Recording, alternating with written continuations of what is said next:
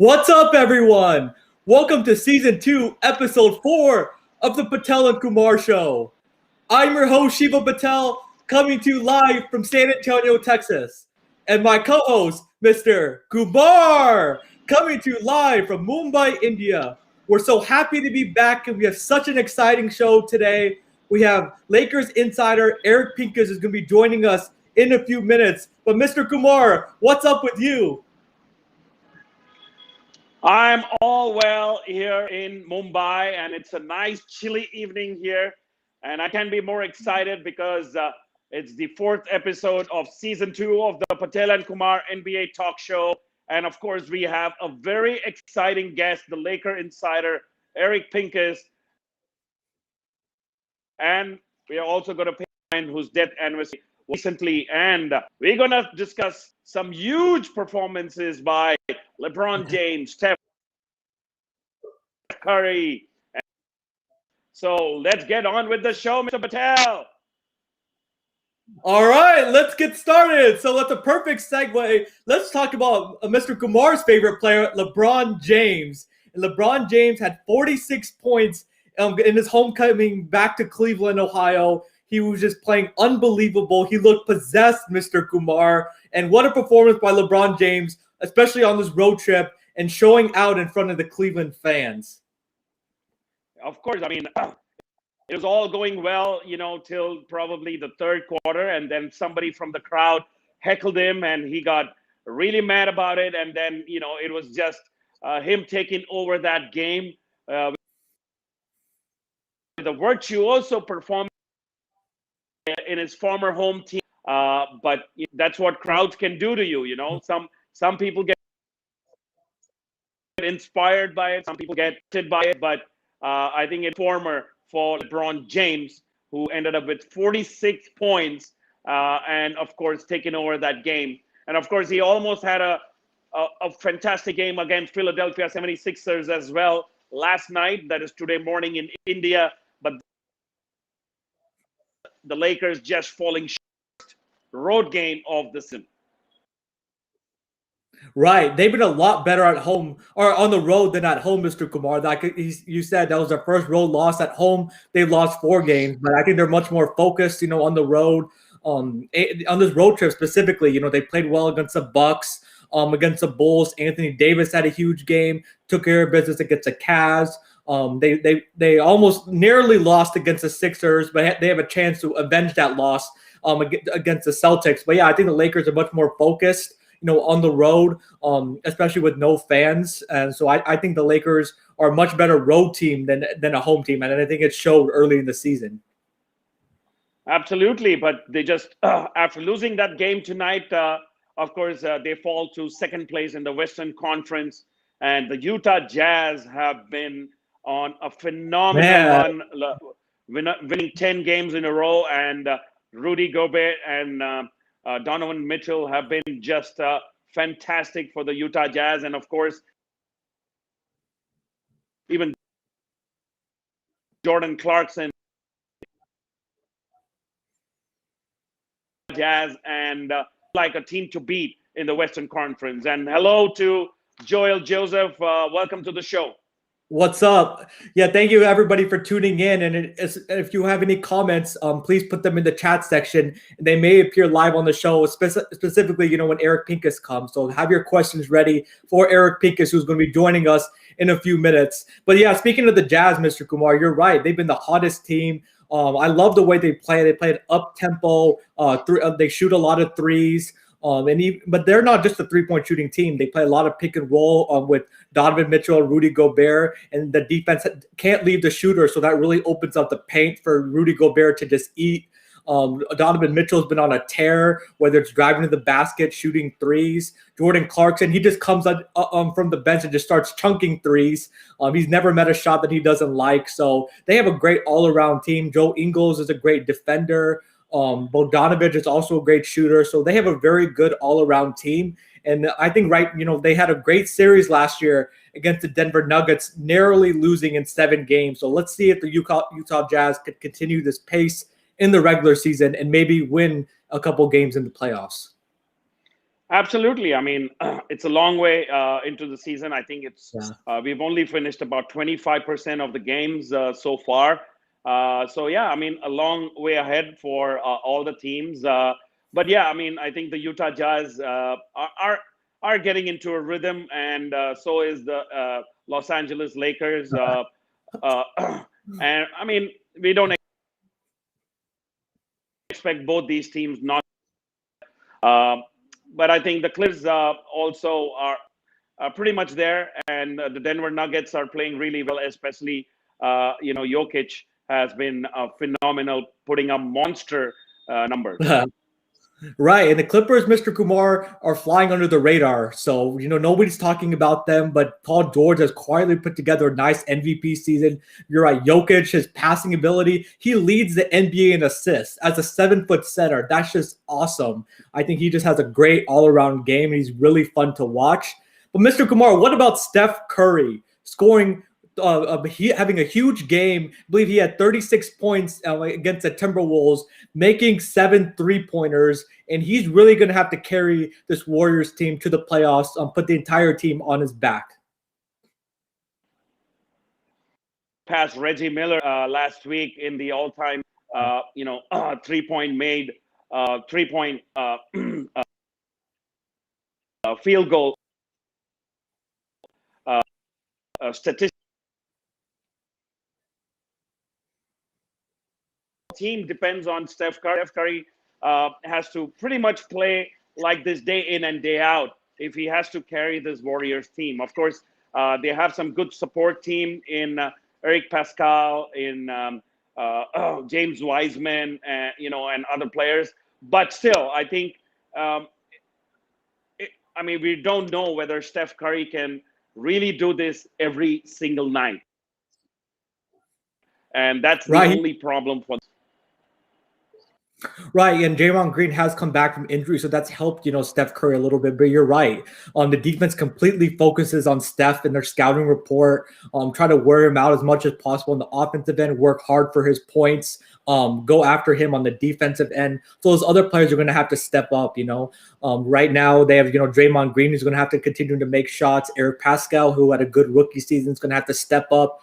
Oubre and Wiggins, they played a little better than they played in the beginning of the season, but they're going to need more from those guys. Those guys cannot just be 3-and-D players. They need to score on the offensive end because you need points, especially when you're going against these high-level teams. Right now, both me and Mr. Kumar projected the Warriors to make the playoffs.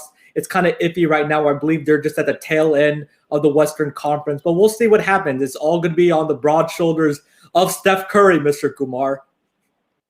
Absolutely. I think enough about the West. I think what's more exciting for me is the East. The Eastern Conference.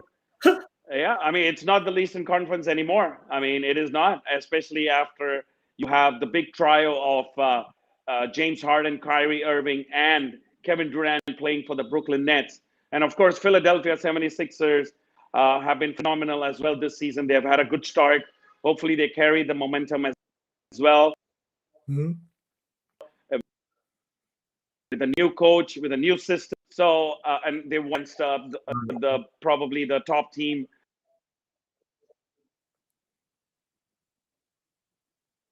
Yeah, they did win against, the top team, in the Los Angeles Lakers. But the Sixers have been my surprise team. Right now, a lot of people projected them to be 5th or 6th, the East, but they're coming in at number 1. I just love the way that the system that Doc Rivers has implemented, using Ben Simmons more downhill as well as Tobias Harris. They've really played through Embiid in the post. They just have him in the block, and he either he reads the defense. If there's a double team, then he kicks it out to the shooters and Seth Curry and Danny Green. If it's 1-on-1, he attacks. He's shooting less threes, attacking the basket more. The Sixers are a very potent defensive team. So I love the Sixers team, and I think this team has a great chance to make noise in the Eastern Conference, and I think they're better than the Bucks. So I think right now the top 2 teams in the Eastern Conference have to be the Sixers and the Nets right now, Mr. Kumar. Well, I think it's pretty much certain the top 4 teams are going to be the Philadelphia 76ers. The Milwaukee Bucks are also right up there. They have, after a very slow start, they finally found some rhythm in their game, especially with Drew Holiday and Chris Middleton and Giannis playing really well. Of course, the Brooklyn Nets are going to be up there. I'm really surprised. I mean, the way the Atlanta Hawks are playing, they're playing great basketball. And of course, the Washington Wizards and the other teams have had a lot of casualty in terms of COVID protocols. They have had to miss a lot of games. But at the end of the day, I mean, Cavs have been good. They've, of course, beat the Nets. But, Joel, I don't think the Cavs are right up there. And there's a lot of rumors also going around in terms of trade talks, in terms of probably fishing out, Kevin Love and other players. So it remains to be seen what happens before the All-Star break, before the free agency deadline hits the market. So, I mean, for me, it's been the top four teams like Sixers, the Bucks, the Nets, and the Boston Celtics. Yeah, I think that's a good top four right now. Those teams that kind of separated themselves. Yeah, speaking of the Cavs, they did. Colin Sexton played with his hair was on fire against the Nets, completely dominating Kyrie Irving, Kevin Durant, and James Harden. So I think that Cavs have a bright future, but right now, they're not going to be in contention, for a playoff spot. Or maybe they will be in contention for a playoff spot, but not a championship, contender. But Mr. Kumar, speaking of the Brooklyn Nets. Right now, they had a nice win against the Atlanta Hawks, last night. So they're still trying to get adjusted. They ended up beating the Heat twice. I know the Heat have been having a lot of injuries. But what have you seen so far from this Brooklyn Nets big three? Have you seen them mesh together well, Mr. Kumar, or they're still going to have to figure it out? I think they still have to figure it out, especially defensively, because they don't have a really good bench out there. And, of course, only 34% of our audience thinks that they're going to win a championship. I'm part of that 34%. Well, I mean, you've been calling out the Nets even before the Harden trade happened. So I'll give you props for that, because nobody expected. I mean, well, people did expect it, but nobody thought that it would happen so soon. But they played a great game against the Hawks. They lost one game, and then, of course, they won the second game in overtime. So there's still some experimenting that needs to be done by Steve Nash. Right. Defense, a lot of work on defense. They did hold the Miami Heat to just 85 points, but that was without Duncan Robinson. Tyler Hero and Jimmy Butler. So once they come back in, it becomes a little bit more difficult. And of course, Bam Adebayo has been amazing as well.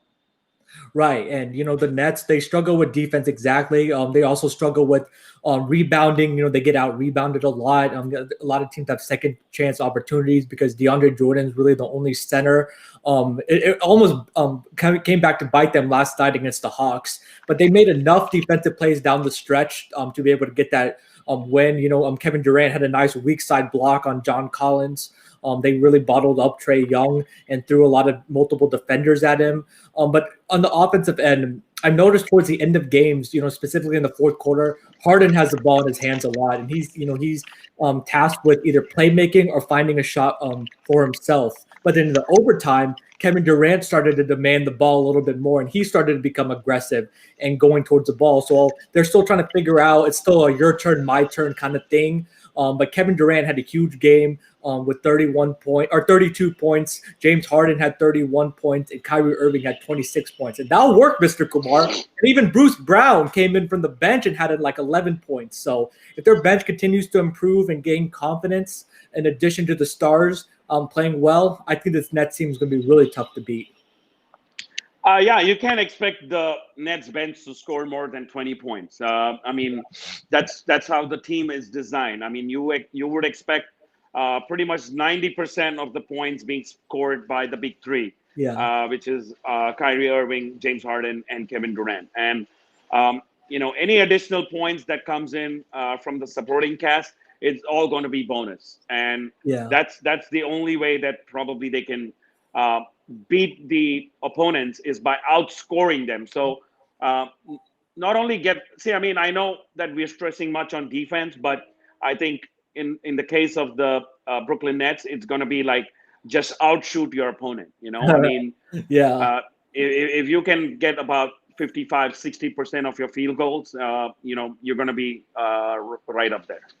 Right, but as you know, Mr. Kumar, that's a little bit tough because that puts a lot of strain as a team where you're pressured to make those shots because if you can't stop anybody, right now they couldn't stop a parked car. But they've improved a little bit. Steve Nash has put more emphasis on the defensive end. Hitesh, thank you for watching. And he's asking, do you think Brooklyn will reach the finals, specifically with how good Philadelphia and other teams are playing? Right now, Brooklyn Nets have to be the favorite. But right now, Mr. Kumar, in the East, I think Brooklyn Nets are 1A, but Philadelphia is not far. They're like a 1B. It can go either way if they play in a series. It'll depend on who has home court advantage because last year the Sixers only lost like one game at home, and this year they've been pretty dominant at home also. So I think the Sixers and the Nets are very close together, Mr. Kumar, especially if the Sixers pull off a trade in the trade deadline for Bradley Beal, add another shooter. They would be a serious contender.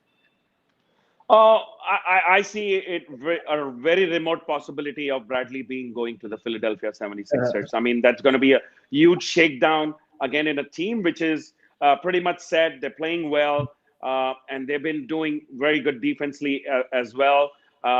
Especially, I mean, it's very tough for a team like Brooklyn Nets to stop somebody like a Joel Embiid. They don't really have that manpower to do it. Yeah. Of course, Brooklyn lacks serious depth and have chemistry issues, but they will overcome that chemistry issues pretty soon.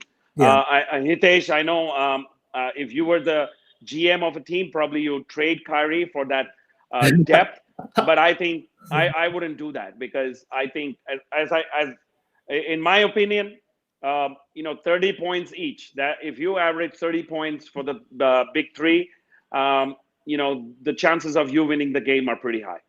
They really are, but they're still going to have to figure out their pecking order, specifically at the end of games. Who's going to be their closer? And their closer should be Kevin Durant, Mr. Kumar. He's the best player on the team. He closed twice in the 2017 and 2018 NBA Finals. James Harden has shown that he really can't close a lot of games. He struggled with that in Houston. So I think Kevin Durant needs to demand the ball more in the fourth quarter and take that final shot because he'll always make the right play, Mr. Kumar, whether it's for himself or for his teammates. But I love what Harden is doing so far. He's been, I think, better than I expected. He has a great balance of when to know when to shoot and then when to play make. So his playmaking ability is incredible. And it's all about winning for this team. It's a championship or bust season, for the Brooklyn Nets. And Joel's asking, how about the rookies this year, LaMelo and Wiseman? So what do you think about the rookies, Mr. Kumar, and their performances so far? In my honest opinion, I think Wiseman has been better than LaMelo. I agree. In fact, even Halliburton for the Sacramento Kings, is right up there, in terms of winning the Rookie of the Year. I don't think LaMelo, has really performed great in terms of the rookies. The only reason being is that, people think that he is the Rookie of the Year only because it's all a media hype. The media thinks that LaMelo, is probably going to win the Rookie of the Year, and the betting circles also project him as the top odds to win the Rookie of the Year. But for me, I think the James Wiseman has been a better contributor for a team like the Golden State Warriors. I agree. James Wiseman he's come in and played really well. He's a back to the basket big, but he's shown incredible shooting touch, from the mid range, from three. He could space the floor. He runs the floor like a deer. He's really fast. He can block shots on the defensive end or change shots. Right now, it's tough for LaMelo because he's coming off the bench. And you can still see that Coach Borrego still doesn't have complete confidence in him. He's only playing like 20 to 25 minutes a night, Mr. Kumar. And there's been some Hornets fans saying that he should start over Devontae Graham because Devontae Graham has really been struggling.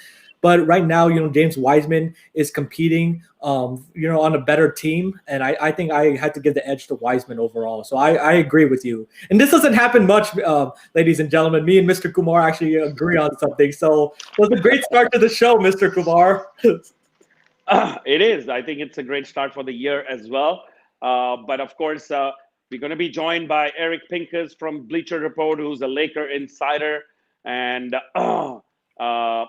so we would like to, of course, I mean, he will join us pretty soon, and we are very excited to have him. So thank you very much for joining us, Eric Pincus. But I mean, as we rightly said, I mean, it's very hard to agree on some things, but I think looking at the play that's happening so far, I think James Wiseman is my pick for the Rookie of the Year.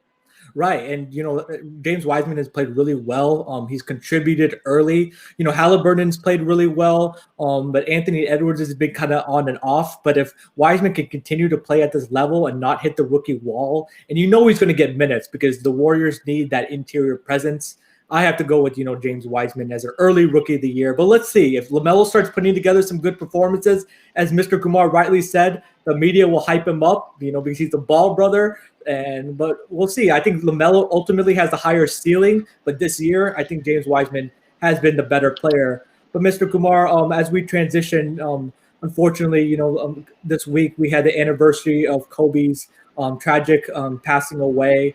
Him and 9 other people passed away in a helicopter accident, and we want to show a Kobe tribute video, and is in commemoration for Kobe Bryant. So please play the video.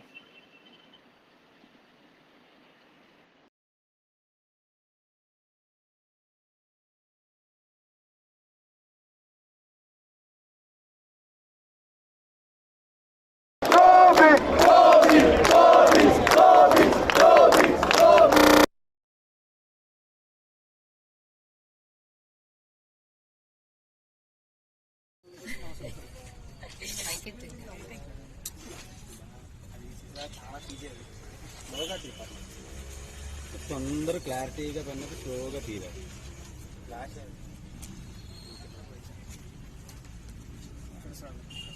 ఎలా రా మందిరా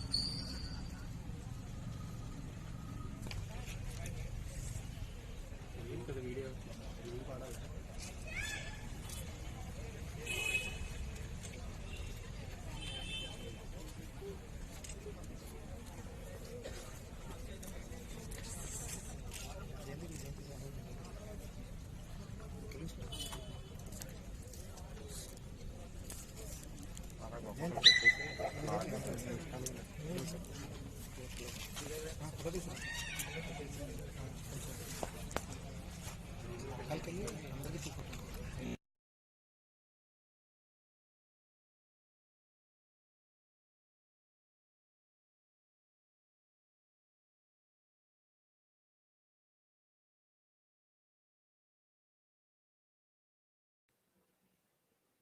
And please welcome Los Angeles Lakers lead writer Eric Pincus of Bleacher Report, and also senior basketball writer for Basketball Insiders, to the Patel and Kumar show. So Eric, welcome to the show.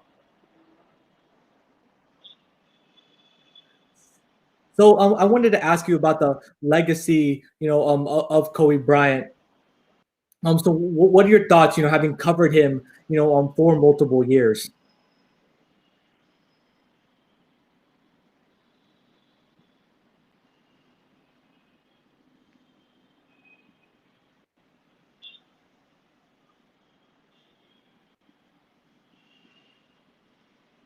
So right now we're having a little bit of technical difficulties with Eric Pincus, so he'll be back very soon. But Mr. Kumar, you welcome back, Eric. Try that again. And can you hear us? Yes. There you go. There. I think I'm better. Yes, it's a lot better. Yes. My mic wasn't turned on. No problem. Sorry, guys. My bad. That was on my end. No there's a button I have to press, and if I don't press it, the mic doesn't work. So go figure. I'll say that again. I started covering the Lakers in the early 2000s, around. I guess it was actually the year that Karl Malone and Gary Payton were on the Lakers. So if you know your Laker history, you have the context. I obviously there was a lot of attention on Kobe, and it was certainly interesting to get to know him over time, especially as the team kind of they won, and then they lost for a little bit. They didn't make the playoffs. They were pretty lousy. Kobe demanded a trade. There were all this drama, and then they got back to the top. So I got to know him around that time, and then all the way through kind of his adulthood and tearing his Achilles and retiring, and a little bit after he retired, I got to talk to him 2 or 3 times. So it was wonderful to see him grow up, because I started watching the Lakers when, way before he got there, but when he was an 18-year-old kid, and to see his life's journey, it still hurts a lot. It's a year after. I was more emotional the other day. Throughout the year, there would be waves of emotion. It's tough when you lose anybody, but he was someone who meant a lot to the world. He was someone who was very kind. He was, he would challenge you, and you would have to challenge back a little bit. He was not somebody who would let you walk over him. He had a strong personality, but he always took the time to answer questions, win or lose. He was someone who I really admired. So it's still a tough loss, for sure.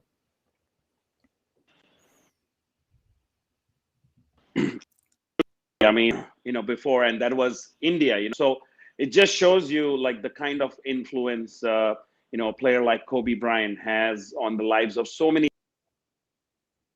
people, not just in the United States, over the world. And, rest in peace, Juliana and Kobe. Yeah, absolutely. Losing his daughter. I have 3 daughters, and I've coached each one of them at the rec league level, playing basketball. Kobe and I had that in common. We talked a lot about our situations as girl dads, because he had, I guess it's sad to say in past tense, 4 daughters, and we had a very similar life. In a lot of ways, certainly not. Obviously, I'm 5'7" and not very good at basketball, although I love the game and I can coach the game. Actually playing it, not so much. And we had different means. I do well considering the world, and I can't complain, but obviously don't have the means of someone like Kobe Bryant financially. But that doesn't change our humanity and that we share common bonds, and that was something that I really treasured with Kobe. Was that common understanding? We were the same. Just like any father of multiple daughters will tell you, there are certain things that that you live through that are wonderful and challenging, and so Kobe and I had that in common. So we enjoyed that. Right, and it was really sad because he was really starting to, become at peace with, with his life. Before his passing, he had a great second career as a storyteller. He even won an Oscar, for a short story, and he was going to do amazing things, in his second career. And it's just sad that his life, ended really too soon, because the amount of people that he impacted all over the world is just really incredible. Right, and his impact in his passing. Obviously there are philosophical, metaphysical, religious, and whatever it is spiritual that you believe in. His impact on the world is felt in his passing, and losing his daughter is the tougher part. But they mean a lot symbolically to the world, and in this world, the NBA world. I mean, they still cast the both of them a massive, shadow or light, however you want to term it. Right. Absolutely. But just to turn things around, first of all, namaste from India, Eric. Thank you for joining us. A lot of people watching the show would definitely like to hear more about you. But we pretty much 13th man in the Lakers organization, because you know more about the Lakers than probably maybe even Jeannie Buss. But but in any case, I would never say that. But tell me, I mean, probably your most like memorable story from the Lakers for so many years. Well, I mean, there are so many. I mean, really just little things of being in the building for the first time at Staples Center for me meant a lot.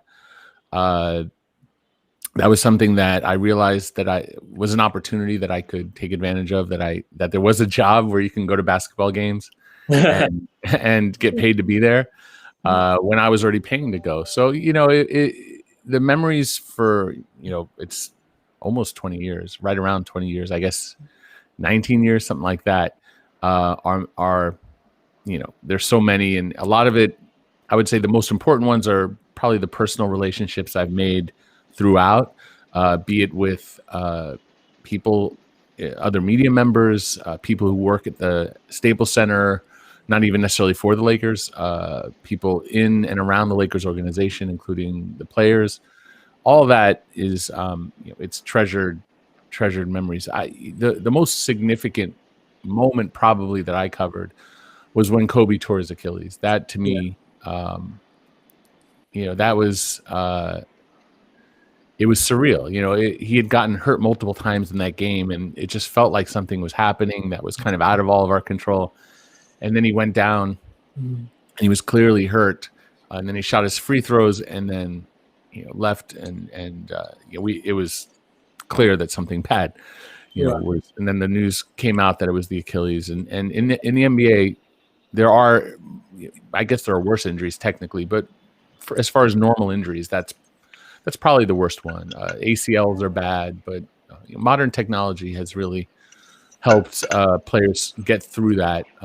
But after an Achilles in your mid-30s, it was questionable if we'd ever see Kobe play again. And so I went into the locker room after the game, and I remember someone asked me, is Kobe going to talk? And I said, no. Why would he talk? It doesn't make sense because players talk after a game. And Kobe probably 99.9% of the time, or maybe even 100% of the time, spoke to the media. But if you're injured, you have no obligation to talk to the media. Like if you got to go rush off, to the hospital and have surgery in the morning, like I was like, don't talk to us. But because I was, I guess, a veteran at that point, he came out of the locker room on crutches, and I knew where he was going to go to because I just had a gut feeling. So it wasn't quite at his locker. It was next to his locker, closer to the shower. And I made a beeline to where he was going before he got there, which is a defensive principle in basketball, by the way, right? That's like the idea. And so I was like right dead front and center, and he came over, and this at the time I think it was Time Warner cable, which is now Spectrum, but the Lakers network, their cameraman was directly behind me, and because I beat them to the spot, but because I figured that the world needed to see Kobe on Spectrum, the Lakers station, or Time Warner, and not the back of my head. I got down on one knee and looked up because it was, that's not an uncommon thing where you're in a scrum with a heap of reporters piling on top of each other. Although in this modern era, that's certainly something we don't do anymore. But in that, so I on one knee with my recorder, and he had tears. You could tell that he wasn't crying then, but his eyes had been, he had clearly been crying. And he talked, and I asked him that question, which I could hear not just, in my head, but I guess it was in my head, but it was what I felt like everybody was thinking. That's my responsibility. So I asked him, would we ever see, is this the last time we've ever seen Kobe Bryant play basketball? And he looked down at me with scorn, and he said something like, it's appropriate that I'm down on my knees when I ask a question like that, or something. It was kind of spitefully angry, but humorous, and I didn't take any offense by it. But that's my job. Is a lot of the time I don't have to ask difficult questions, but there are times that I do, and it's my responsibility to step into that. And just like Kobe Bryant would step into a shot, about taking a shot at the end of the game, hit the game winner, miss the game winner. Your job is to take that shot, and it's a different responsibility. It's a different line of work, but it's related and it's similar. So I did what I did. I asked what I asked. People got a laugh out of his response. And of course, we saw Kobe come back, and he was never quite the same, although we got that classic final performance where he scored 60, which was truly memorable. And one of my great, that was so legendary. it was ridiculous. And one of the great things about that moment was how, as a reporter, you're not supposed to celebrate the moment. You're supposed to be very serious and not like cheer. And I'm good at it. It's like I cheer at my kids' games. Right, when my girls are playing, I cheer, and if I'm not coaching, I don't cheer. But if I'm in the sideline, I cheer and I yell. I don't do that at NBA games anymore. It's been sucked out of me professionally, but in that moment, it was fun looking at my colleagues just flat out like forgetting their professionalism and celebrating that moment. And it doesn't matter if you're a Laker fan in that moment. That was a celebration of life. And so, those great memories of Kobe, and just to finish the story is that, a couple of years later, he did something for Showtime. I think it was called Muse, where he did his autobiography. And it was, a documentary. And I got to go to the premiere of that. I don't know if it was the premiere or if it was a showing for the media, but Jeannie Buss was there, and believe me, Jeannie knows a lot more than I'm good at. Maybe I can argue that I know the salary cap in more detail than Jeannie Buss. But anything else? No, I'm not going to claim that at all. She's a legend, and I have great respect for her leadership, especially as a woman in this field, which is a minority, and she's look at the job she's doing right now. So it's she's a great example for this world, and I'm happy for her success. But at this premiere, I talked to Kobe, and I said, "Did you want to kick my rear?" And I used different language when I asked that question. He said, he said in so many words that it was not an easy question to ask, but it was important. So they used that clip, or at least my voice, because you can't see me because I'm kneeling down in the documentary, and it started a whole chapter point within his documentary, within the show. Would he ever play again? And so that's an honor for me to be, even if you don't see my face. I was there. I asked that question. It's immortalized in audio form. I have that memory of looking up to him from one knee that I'll never forget, and losing him. It makes it harder. But I know that there are people who are devastated around the world who didn't get to talk to him, didn't get to know him a little bit more. I know a lot of people knew him a lot better than I did. Certainly his family, who lost way more than I ever did in this. But still, to be around that and to be a part of that is something I'll always treasure. Right. And that's pretty incredible that you were there, especially when that moment happened, when he tore his Achilles. That was such a big moment, for him coming back, whether he's going to, be done with basketball or whether he's going to fight to come back. And he did fight to come back and put that legendary 60-point game, which we all know that Kobe had in him. So it was a pretty incredible to see. So, Eric, I wanted to ask you, what tips do you have, for people looking to, become an insider and people that are looking to, be in your position?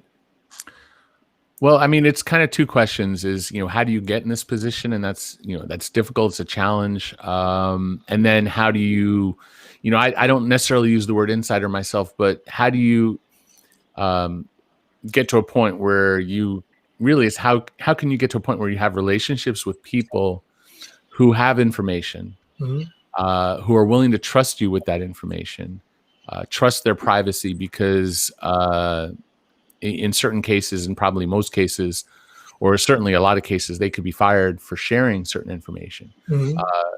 That's not across the board, but people who share information can't put their name on it for a reason. And in the case of if someone works for a team, they could be fined, or even, like I said, they could be censured, punished by the league, by the team.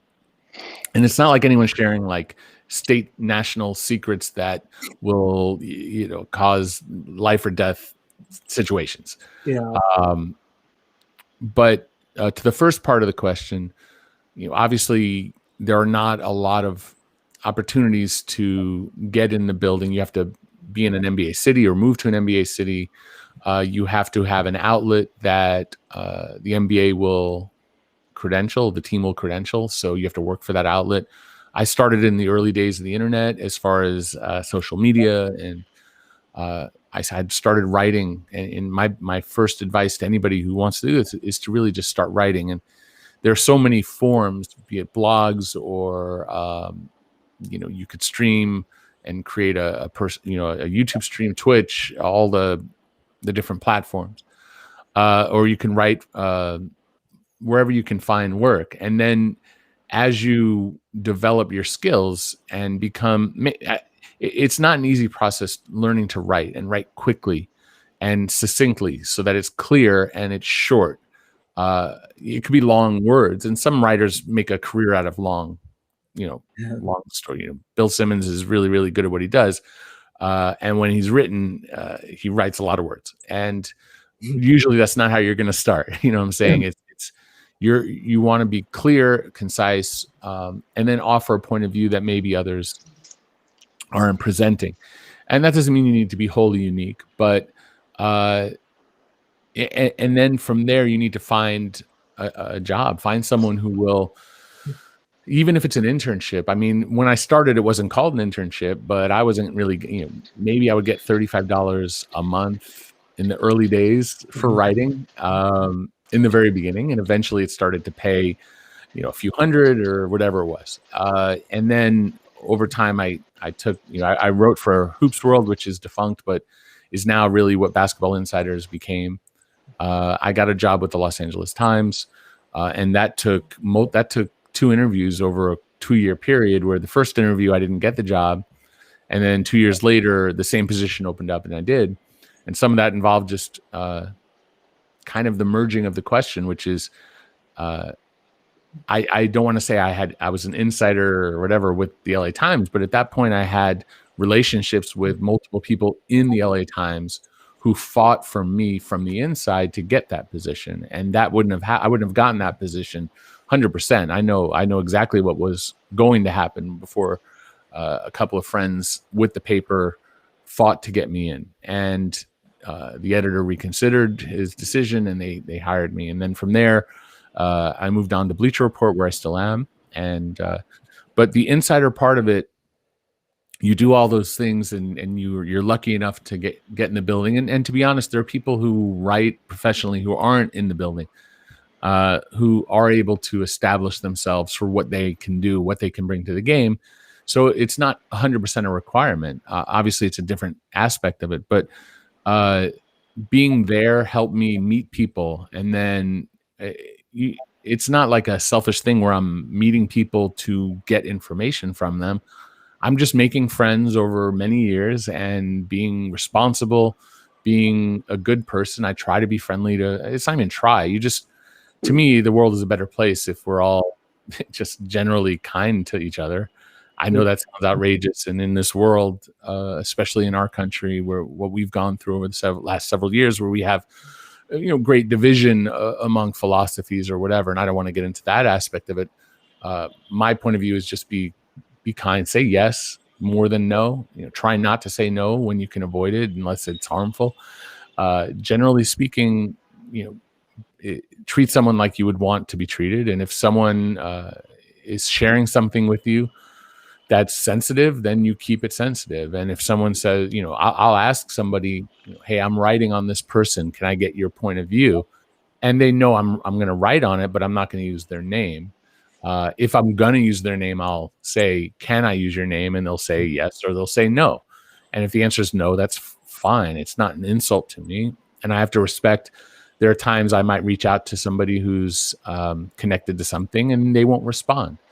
And I have to not take it personally and understand maybe it's sensitive. One last little tidbit is, generally speaking, if I have a friend with a team, I generally don't ask that friend about what their team is doing, because that's more sensitive. Yeah. That's where they could get into more concrete trouble for leaking their news. And the last thing I want to do is gum up my friend's situation. Right. Yeah. And then additionally, To me, breaking a story, I've broken stories throughout the years, plenty.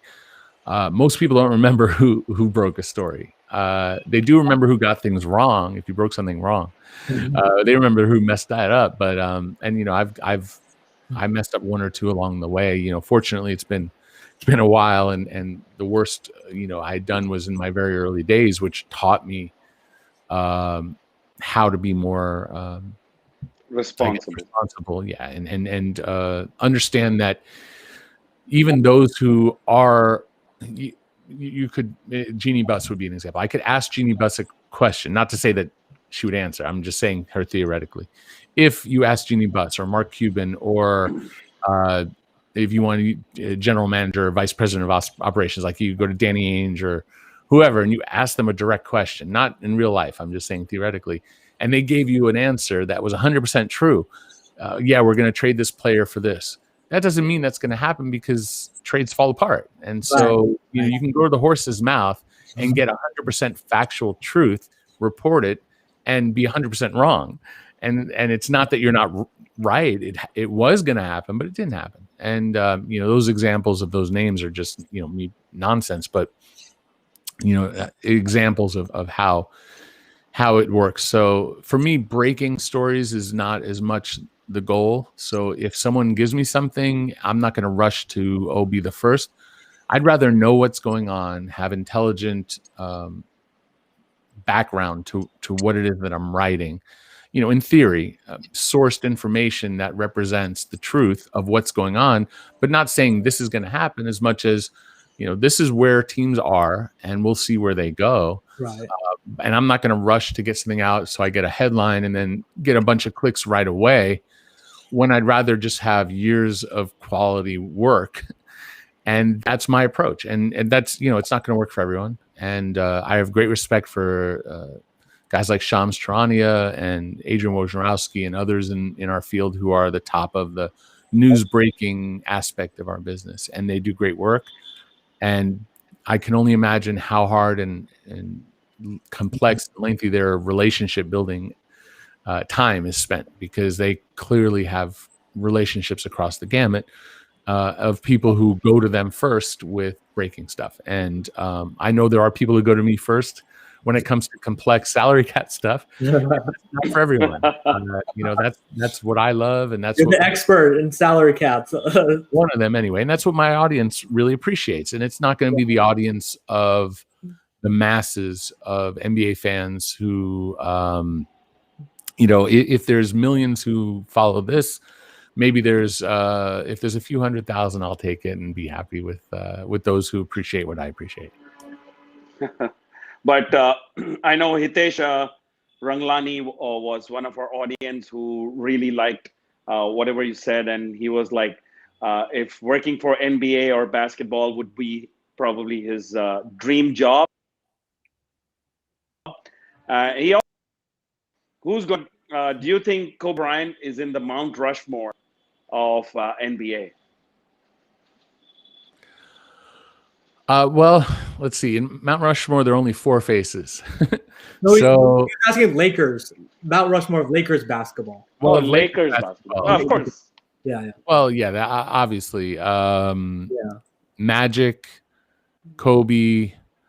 You probably do Jerry West because of he's the one who got Shaq and Kobe to the Lakers. He's the one who got the Lakers their first championship in LA. Of course, if you really go back far enough, you put George Mikan on. If you want to really represent the eras, it's probably George Mikan, Jerry West, Magic Johnson, and then Kobe.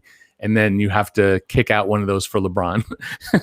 So, if that means George Mikan goes, then George Mikan goes. You also missed out Kareem Abdul-Jabbar. Right. And if you ask me who was the more important basketball player on the court, it might be Kareem over Magic. I mean, if you really look at the history of it, at the same time, if you're talking about the first half of the 80s, that's the answer. But if you're talking the second half of the 80s, then it's Magic. But Magic's personality and what he meant to the NBA, the NBA struggled through the 1970s. It was fledgling. And then you had the Magic Bird era, and so much of that was built on the charisma Magic Johnson, not just his personality, which is off the charts with charisma, but also the way he played with that flair. He popularized the game. He nationalized it. It became. I know football is probably the number one American sport, and baseball is the American pastime. But it put the NBA in that conversation, and I think Michael Jordan, the next decade, globalized it and made it a world sport. Maybe more than American football, maybe more than baseball. It became, as your audience will know, it's. I mean, there are different sports in different countries, from cricket to things I don't know anything about. But the NBA is massive, and it doesn't get there where Michael Jordan put it without Magic, and then Kobe carried on that legacy. And if you see the video or the pictures of Kobe, I guess video is the best. Kobe going to China for the Olympics, and the crowd, that's crowd. LeBron was reported, I forget who reported it or what the exact quote was, but something along the lines of him saying that he thought he was famous until that moment with Kobe, when he saw how famous Kobe was. And what LeBron's doing with his career and what he's doing with his life is as a leader and really in a lot of ways a humanitarian. I have a great respect for what he's doing. He's carrying forward these great legacies. It's hard to say for, if you drop off someone, Jerry West is with the Clippers, so you drop off Jerry West, and if you want to act Kareem, that's fine. Shaq played for too many teams. It's tough to narrow it to four. Certainly Kobe, certainly Magic. LeBron has only been a Laker this is just the third season, so I would say if you really want to place LeBron on there, he's got to win 3 with the Lakers. Yeah. I don't know if that is enough. I mean, that's a good criteria to have. Because all those other guys have won multiple championships, with the Lakers. Magic won 5, Kobe won 5, Shaq won 3 with the Lakers, 4 overall, but 3. Yeah. LeBron has 1, and that's compared to most teams that don't get 1. You have your teams that do, your Celtics and the Warriors and the Bulls, and the Heat got a few, Spurs. Who else did I leave out? Maybe the Sixers have won more than 1. Not many teams have won even more than 1, right? The Pistons have won more than 1. Yeah, it's one of those things where, the Laker fans are spoiled, and in part the reason why they are so massive in numbers is because the team has won so much. So I don't know what LeBron's going to do this year, if they're going to win this year or not. They're obviously one of the favorites. It will be difficult for them to do so. And then looking into the future beyond that, who knows? But he's got to get to 3 if you really want to say the Mount Rushmore of Lakers. Yeah. And speaking of LeBron, India super fan Bhushan Suravansky, who's a huge Lakers fan, he's asking what would be the best time for LeBron to retire. As fans, we don't want to see LeBron retiring with an injury. Well, I would say the most likely scenario, who knows if it's likely, I guess the dream scenario is the best way to put it, for LeBron is to play with his son. That's what he's expressed. Yeah. Bronny or LeBron James Jr. We don't know if he's NBA caliber. He's still a sophomore in high school. He needs to grow a little bit, and his game needs to grow. And you can imagine that even if he was a second-round pick, that teams would be clamoring to get him if it meant that they could also get LeBron at the minimum, if that's what LeBron wants to play with his son. So I don't think, the rules as they are now, you have to go to college for a year. So you have his junior year, his senior year, and 1 year of college. So like 3 years before he's even in the league. So, or if they change the rules, which they might, there was some momentum to change the rules to get rid of one and done before, the shutdown. And I don't think it's top burner. I don't think that's the priority right now. So maybe 3 years. I think LeBron certainly, he's under contract for, about that. He's got 2 more years after this? I'd have to double check. I've lost track. Player option, yeah. Right. So we'll see he doesn't have a player option now that I think about it.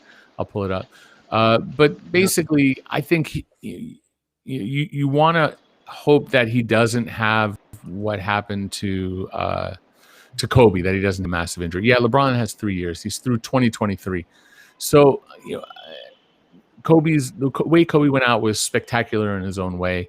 But most superstars have a devastating injury at some point and are trying to carry their game forward and don't retire in time and have a few years where they're not quite as good. Some retire early. Jordan retired early, came back. A guy like Larry Bird had a couple of down years. I'm trying to think of who's a good example. I mean, there are players who retired early. You would hope LeBron continues and stays healthy the way he's playing right now. I don't think he's the athlete he was in his first 5 to 8 years of his career, but he's still, an absolute elite monster of an athlete. And then what's grown in his game is his ability to, see the floor, see the game. He always could do that, but it's at a higher level now. So yeah, he is, seeing him up close. He's as good as anybody I've seen. I've seen some great players. I've seen Kobe and Shaq in their prime. I've seen Jordan play. I've seen Magic play in person. I've seen Kareem, although I was pretty young when Kareem played. These are some of the best players of all time, and LeBron is absolutely among that. So hopefully that will carry forward up until his early 40s or as long as he wants to play. Right. Yeah. And Shazam,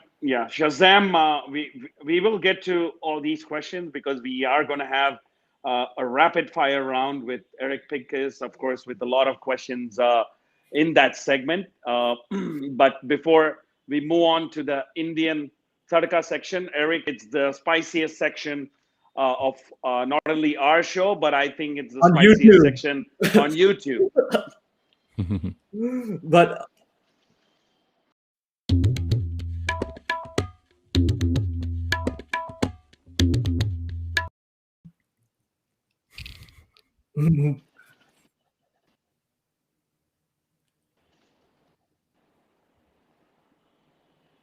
welcome to the Indian Thirdcast segment, the spiciest segment on YouTube, and we have Eric Pincus here, so it's getting even more spicier.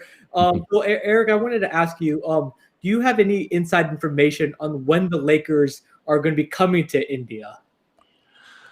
Well, I don't know about inside information. I will say that the situation, the worldwide situation, has really kind of hurt the plans. I know that NBA India is something very important to the league. It's something that they've invested a lot of time, money, and resources into.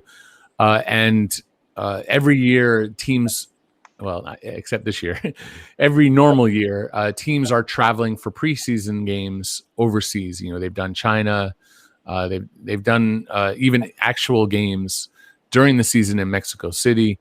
That's a very, very important goal for the NBA, and NBA India is a huge part of that. And the Lakers, being what they are, I can guarantee would be one of those teams headed to India in the first 3 years of whatever it was that is happening. Teams usually get a year off. So if you go 1 year, the next year you don't go overseas, and then the year after you do. So I don't have a timeline because international travel is a problem. So you tell me when the world is back to normal, and then give it a 3-year window after that. And I think you'll maybe it's closer to 5 now because we're sort of set back. So within 5 years, I'd hope that you'll get a chance. Hopefully LeBron will still be LeBron at that point. Maybe you'll have Bronny on the team as well. Bronny and LeBron, there you go. Father-son duo.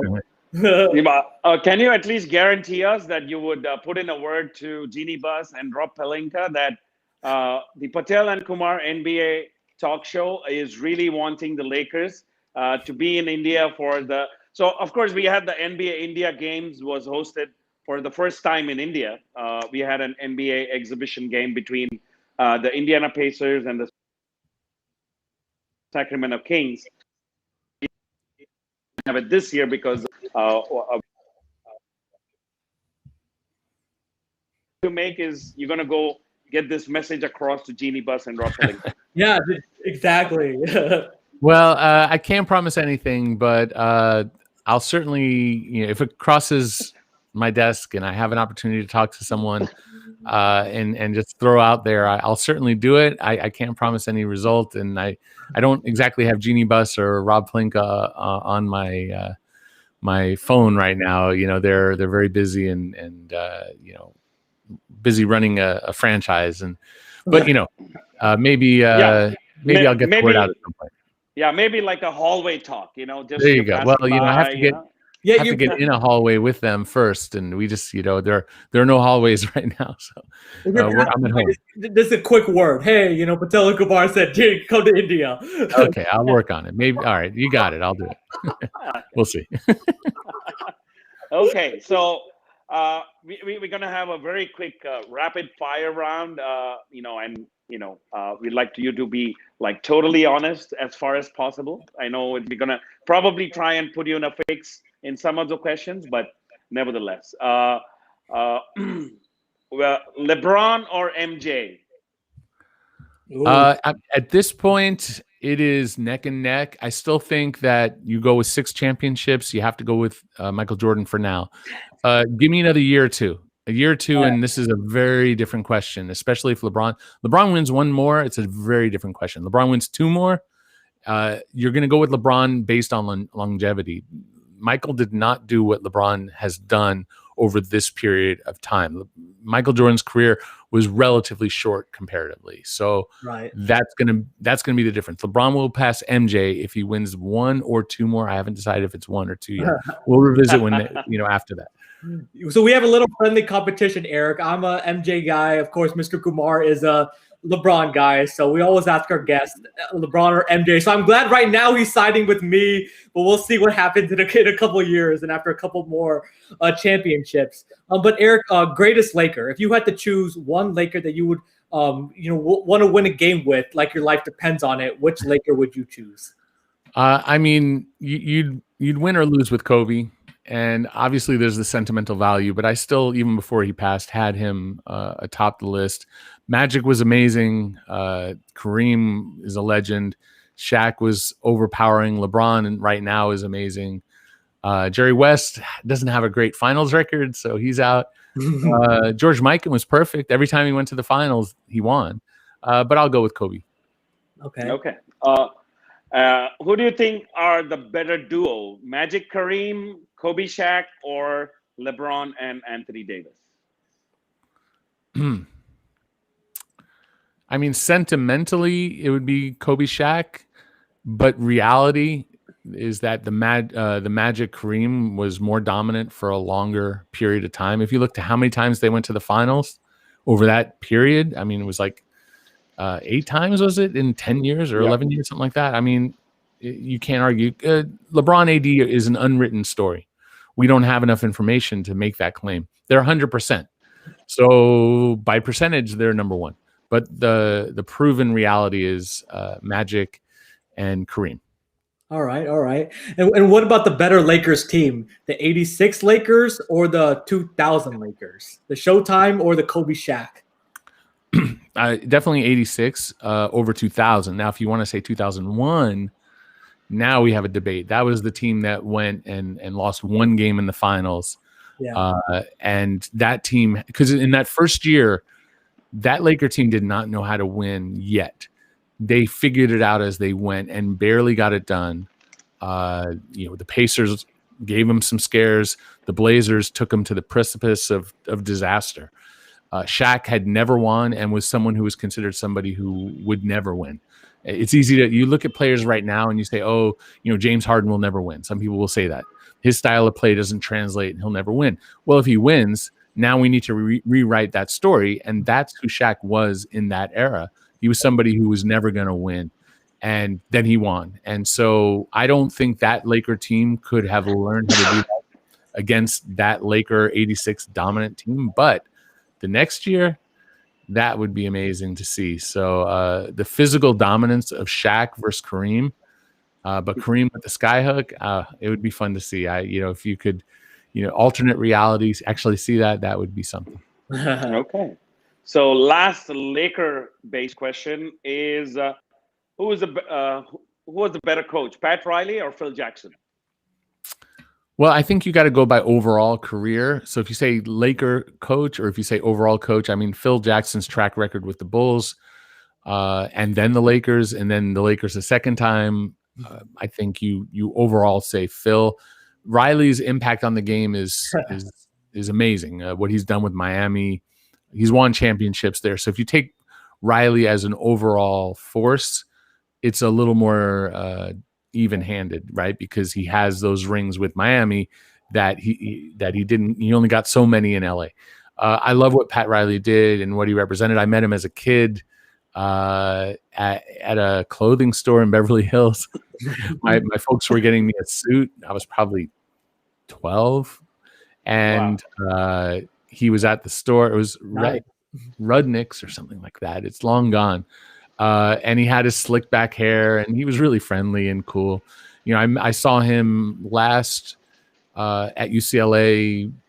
Gosh, time has flown. The summer before the shutdown, and we talked briefly. Mostly, I was talking to someone who was with him. But he's a legend, an LA legend and a basketball legend, and certainly a legend in Miami. They call him the Godfather for a reason. So, but I got to go. The answer to the question is Phil Jackson, who I learned tremendous wisdom from throughout my career, and just in life, and how to approach things and live in the moment. If I learned anything from Phil Jackson, truly work to live in the moment. Not an easy thing to do, but something that I try to aspire to anyway. Right, and we're getting great comments from the audience. Bhushan saying that Eric Pincus added that LA spice to the show. So we're getting a lot of great audience comments. It looks like Bhushan agrees with you, Eric, that Phil Jackson is the better coach. We got to ask you one last question. This is an Indian talk show. So what is your favorite Indian food? So I'll say that my wife loves Indian food. And so she's brought that into our home, whereas I was pretty ignorant of it growing up. She regularly gets like samosas, and curry is certainly something that we'll have on occasion. I like naan and masala dosa. Am I saying it right? Yeah. It's probably terrible. Nice. Tandoori chicken's probably a very Americanized version of. There's an Indian spice market. I forget the exact name. Indian. I forget. It's right on. It's on Venice. If you know Los Angeles, Venice, and right by Main Street in Culver City. And I go there. Mostly, I go there to get okra for my wife. She cooks up okra, and they have it in a bin, and I just get a bag full, and she cooks that up. But I get her a lot of takeout there, and get something for myself as well. So I don't want to say I'm the most. If you got her on, she would be able to really, knock it out. I'm adventurous, willing to try almost anything, and certainly enjoy when we go get some Indian food. There's a lot of good food in LA, so you can't go wrong with wherever you go. LA is known for its excellent food. So, and a lot of the audience is saying, you nailed it with masala dosa, samosa, naan. So pretty good choices there, Eric. Thank you. I did my best. The samosas are pretty regular in the house, so that's like the most common one. Every few weeks or so, my wife will either pick some up, or we'll get some over at. They have some frozen ones at the market, but she'll go get some fresh from when we can. In a normal life, we don't get them as much. We get the frozen kind now, and more often than actually going to the market or going to the restaurant. Or whatever. So making the best we can. But for sure. Yeah.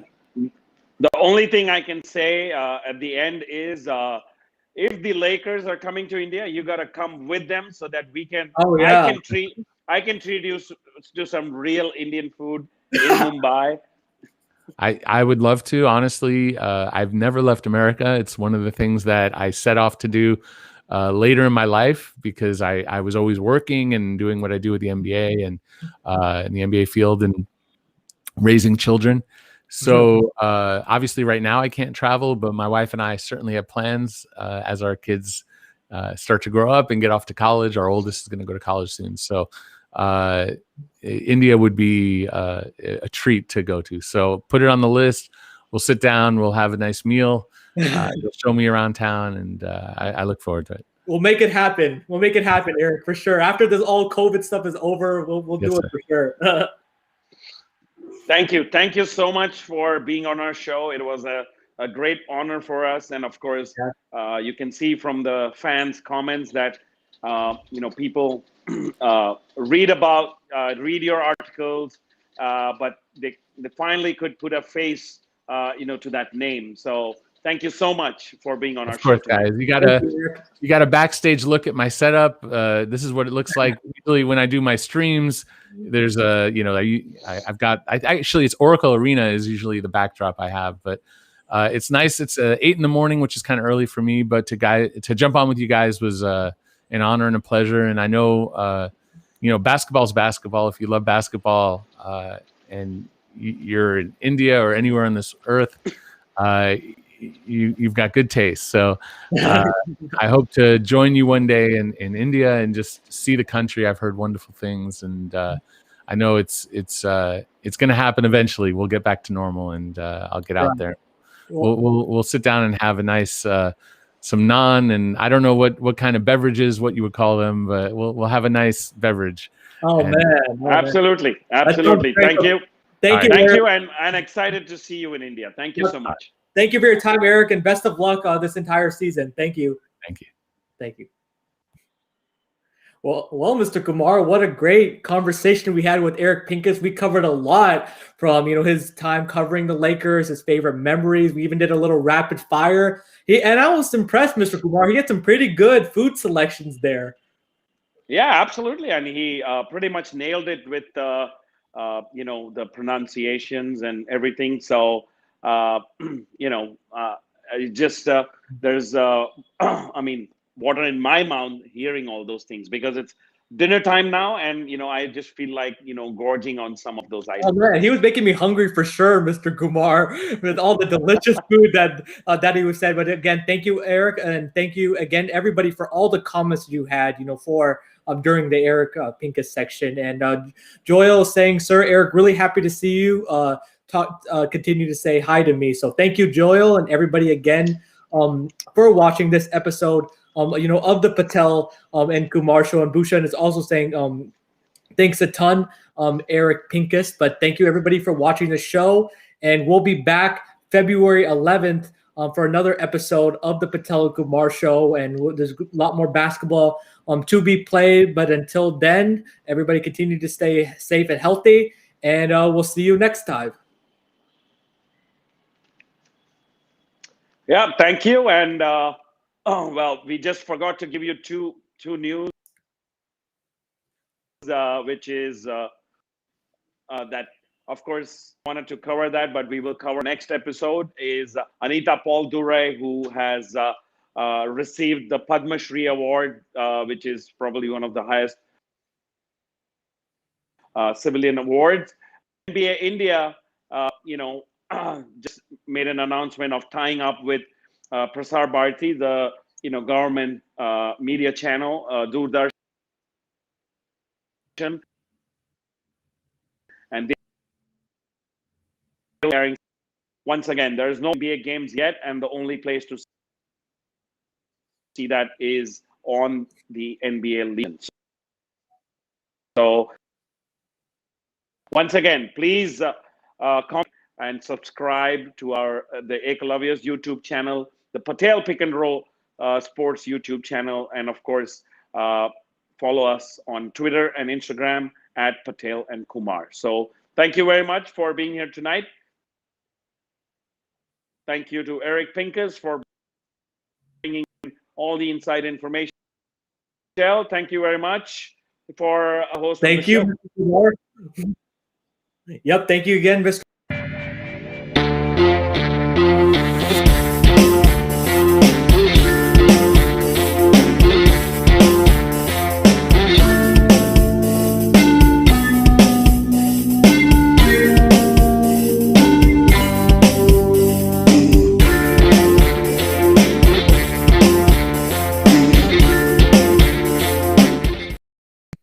Lakers, come to India! Lakers, come to India!